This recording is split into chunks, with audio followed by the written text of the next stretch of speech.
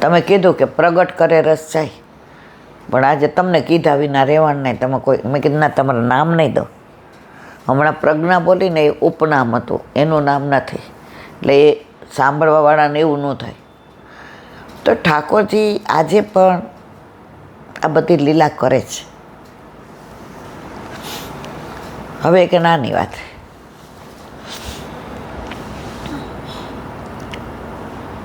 એકવાર ઉત્તર પ્રદેશમાં એક ગામ, ત્યાં એક બ્રાહ્મણ રહે, એનું નામ જપાજી.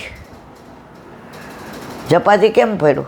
આખો દી ઠાકોરજી નામ જ જપે રાખે, બીજી કોઈ વાત જ નહીં,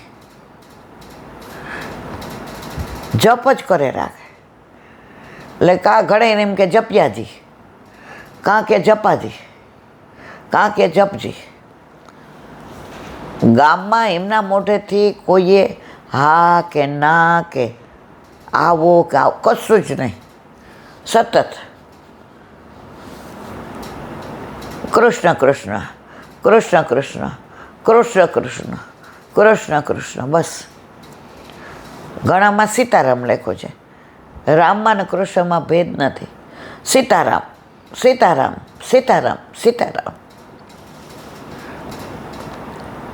હવે એમની પાસે પુષ્કળ મિલકત. હવે જપ કરતાં કરતાં એમને એમ થયું કે હવે લગ્ન તો કરવા નથી,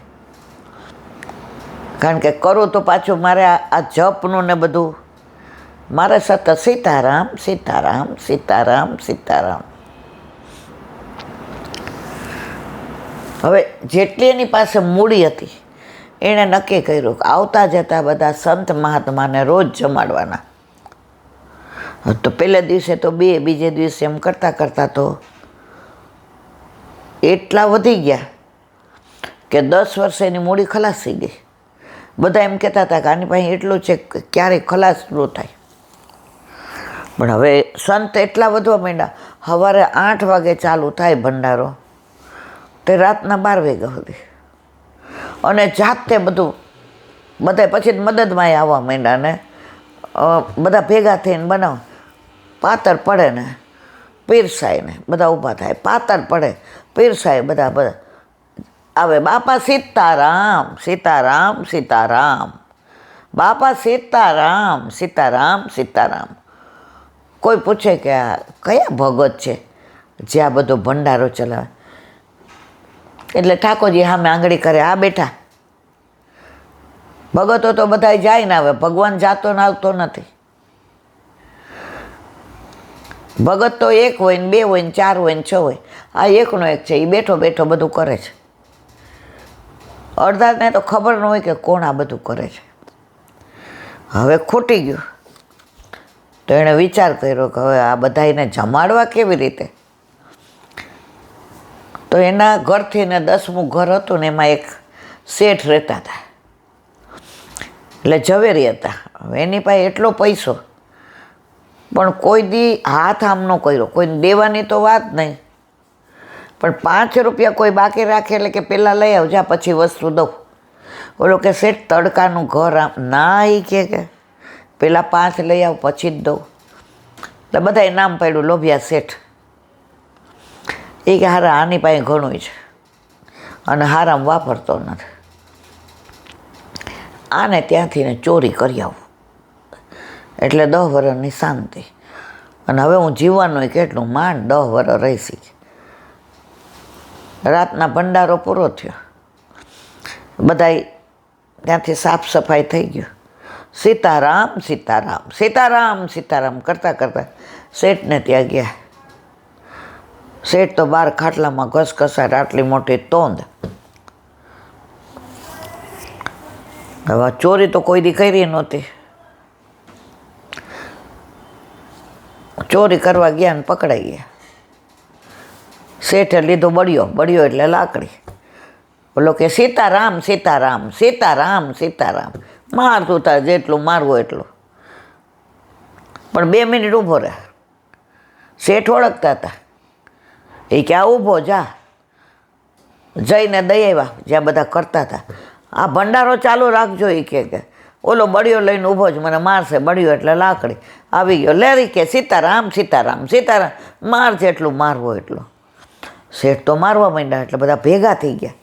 એ કે આ કેસ રાજાનો છે, આપણે ન આમ કરાય. મારો બેટો મોટો સંત બનતો તો જો લોકો કેવા જબરા હોય, સારું કરતા ત્યાં સુધી વખાણ કરતા હતા કે કેવી મિલકત સારા કાર્યમાં વાપરે છે, કેવી બધાને જમાડે છે, કેવું બધું કરે છે.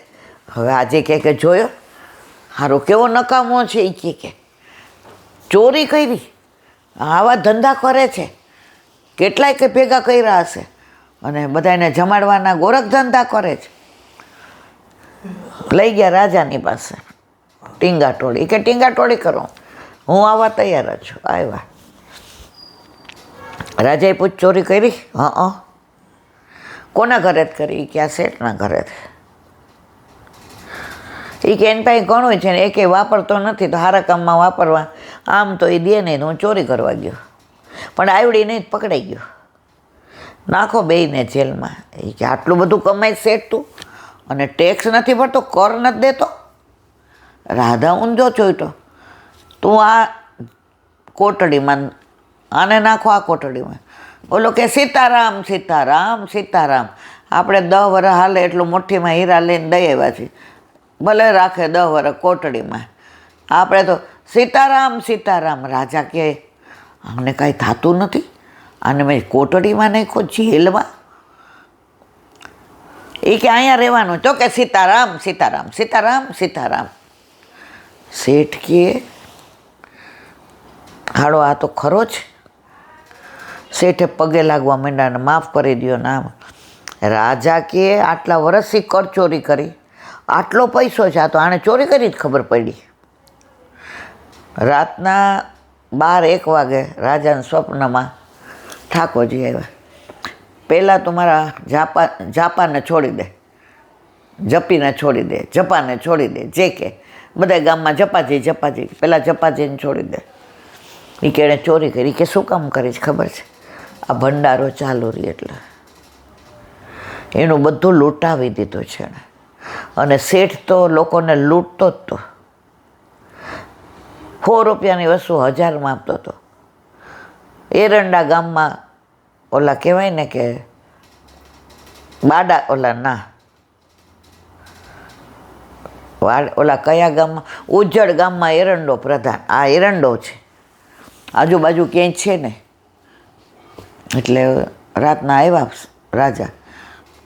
એ કે બાપા નીકળ. નીકળીને કે શેઠને છોડો,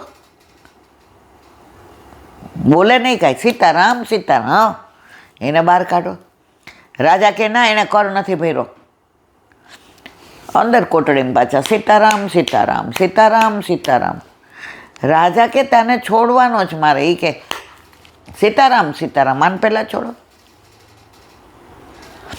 મારા લીધે તમને ખબર પડી ને એણે કર નથી ભર્યો. બોલો નહીં, ઈશારા થઈને સીતારામ સીતારામ સીતારામ સીતારામ. એને છોડો, નહીંતર આ કોટડીમાં અંદરથી ડાગડીઓ મારી દીધો કે સીતારામ સીતારામ સીતારામ. ઓલો કે મેં આને માયરો બળિયા લઈને ટીંગા ટોળી કરીને અહીંયા લઈ આવ્યો. આ કેવો સંત છે, કેવો ઉત્તમ બ્રાહ્મણ છે કે મેં આટલી ચોરી કરી જ્યારથી ધંધો કરું ત્યારે. તો કે છે કે આને છોડો તો જ હું જાઉં. અંદર બેસી ગયો. આવા સંત દ્વારા જ મારો ઉદ્ધાર હશે, નહીંતર હું તો નથી છોકરા છે, નથી આગળ ઉલાળ કે નથી પાછળ ધરાર. રાજા કે સારું બહાર આવ ભાઈ, એને છોડું છું. એટલે બહાર નીકળ્યા એટલે ઓલા શેઠ આ કે હા સીતારામ સીતારામ, તું આગળ હાલ હું પાછળ. તો ઓલોય બોલવા માંડ્યો. કોણ શેઠ? સીતારામ સીતારામ સીતારામ સીતારામ. રાજા કહે આ સીતારામના જપનો કેટલો પ્રભાવ કે મને સ્વપ્નમાં આવીને આજ્ઞા કરી. અને આ સંતને કેટલો જપ ફલિત થયો છે કે આ દોષી શેઠ નહીં છોડાવ્યા. બે જાતા હતા તો રાજા ખોલવા ગયો એટલે કે ઓલા બે કે સીતારામ સીતારામ, રાજા કે સીતારામ સીતારામ, એ ત્રીજો ચાલુ પડી ગયો કે સીતારામ સીતારામ. રાજાએ પછી તો કામકાજ કરતા જાય અને સીતારામ સીતારામ. અને શેઠે કહી દીધું રાજાને, તમારો અત્યાર સુધીનો કર મને કયો, બધો મારે ચૂકવી દેવો છે. અને સંતને કીધું, હવે તારે કાંઈ નહીં કરવાનું, ભંડારામાં જે થાય એ રોજ અહીંથી લઈ જવાનું, ભંડારો બંધ કરવાનો નહીં. જેટલા સાધુ સંતો આવે બધાને જમાડો. રાજા કે ઘટે તો મારે ત્યાંથી લઈ જવાનું. સીતારામ સીતારામ, આખું રાજ બોલવા માંડ્યું, સીતારામ સીતારામ સીતારામ. એક જણની ભક્તિ આખા રાજને તારી ગઈ. આ જપનો પ્રતાપ છે, આ નામનો પ્રતાપ છે. કારણ કળિયુગમાં તમે દાન નહીં કરી શકો, ધ્યાન નહીં કરી શકો, તપ નહીં કરી શકો, વ્રત નહીં કરી શકો, ભગવત નામ તો લઈ શકો ને. અને ભગવત નામ કોઈ તમારે એક જગ્યાએ બેસવાનું કે નાહી ધોઈને કે આસન ઉપર કે એકલા ના, સતત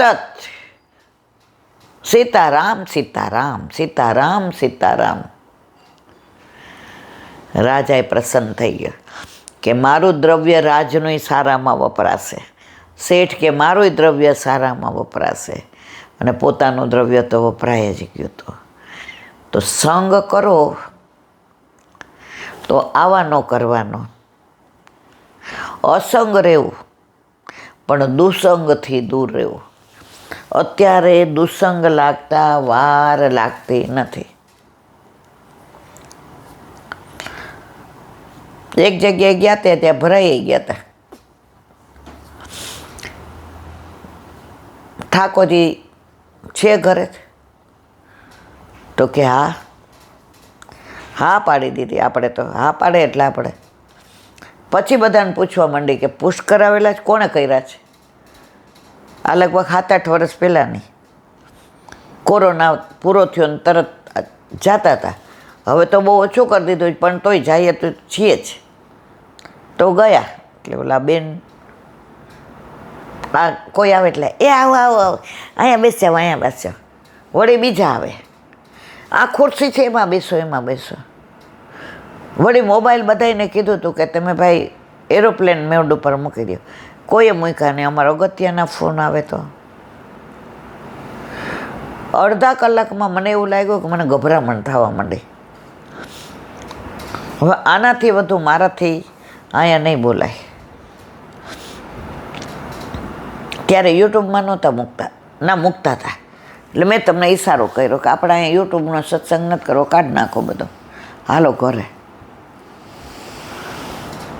એટલે ઓલા બેનને મેં કીધું કે મને પેટમાં સખત દુખાવો થાય, મારે જવું. ઉભા રહ્યો, અમારા ઘરમાં બધા ફોટા જ પડાવી લઈએ. અરે મને પેટમાં દુખે. એ બેને સ્ટેટસ સિમ્બોલ માટે મને બોલાવી હતી. બધાને કહેવા કે ઈલાબેન અમારા ઘરે સત્સંગ કરવા આવ્યા હતા. ત્યારે એના નણંદ ભગવતી હતા. એણે કીધું ઈલાબેન, મારી ભાભી એવું કહેતી હતી, ઈલાબેન તો મફતમાં બધે આવે તો ભલે ને બોલાવીએ તો આપણો વટ પડે ને. મેં કીધું મફતમાંય મને કે એનો વાંધો નથી, પણ વટ પાડવા મને બોલાવવા નહીં.